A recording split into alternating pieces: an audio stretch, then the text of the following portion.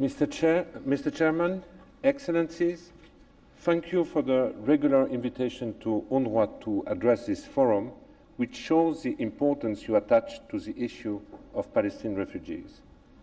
As I stand before this Council today, 4 of the 5 fields where UNRWA operates are in severe crisis, and the devastating impact of the COVID-19 pandemic continues to sweep through the Palestinian refugees communities.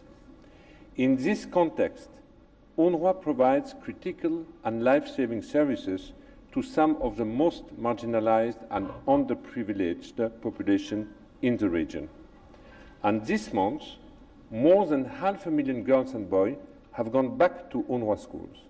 These children are often the only light and hope while the conflict remains unresolved. Excellencies, it really pains me as UNRWA Commissioner General to have to present great achievements by the agency and at the same time to plead for the resource to continue achieving.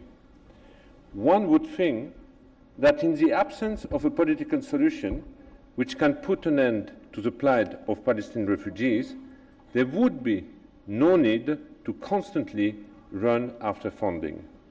One would think that maintaining and supporting such a steady source of stability in the region would always be the strategic and human thing to do.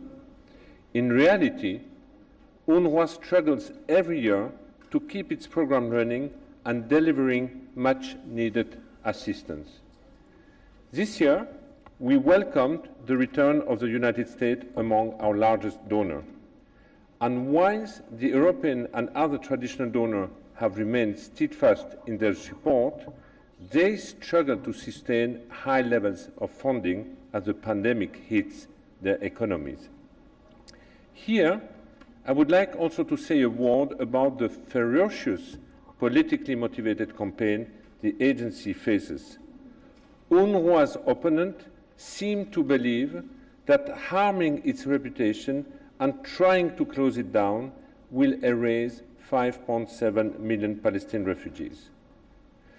To those who question the agency mandate, I say the UNRWA mandate is almost unanimously adopted at the UN General Assembly, and it will take only the General Assembly to question the mandate that it gives. To those who question the status of Palestinian refugees, I say find a political solution that includes a just and lasting solution to their plights. UNRWA is irreplaceable. Thousands of Palestinian refugees have played an important role in the development of younger nations in the region. Most of them were educated in UNRWA school, where we continue to provide quality education based on human rights and humanitarian values. In a region rife with conflict and crisis, UNRWA is key to stability. It is key to safeguarding international human rights and key to the well-being of millions of Palestinian refugees. Excellencies, the mandate of UNRWA is a common responsibility, and the stability of the region our common interest. I appeal to members of this Council to match the generosity of the countries that host Palestinian refugees by funding the agency that provides them with health, education, and social services. I invite you to actively be part of the strategic discussion around the modernization of UNRWA and to attend the international conference which will be hosted by Jordan and Sweden to ensure we are partners in supporting Palestinian refugees on their journey to self-reliance. Together, we can continue to give every Palestinian refugee's child the means to pursue the future he or she wants. Loy Al-Bazioni is part of a team that worked at NASA to send an helicopter to Mars. He went to an UNRWA school in Gaza.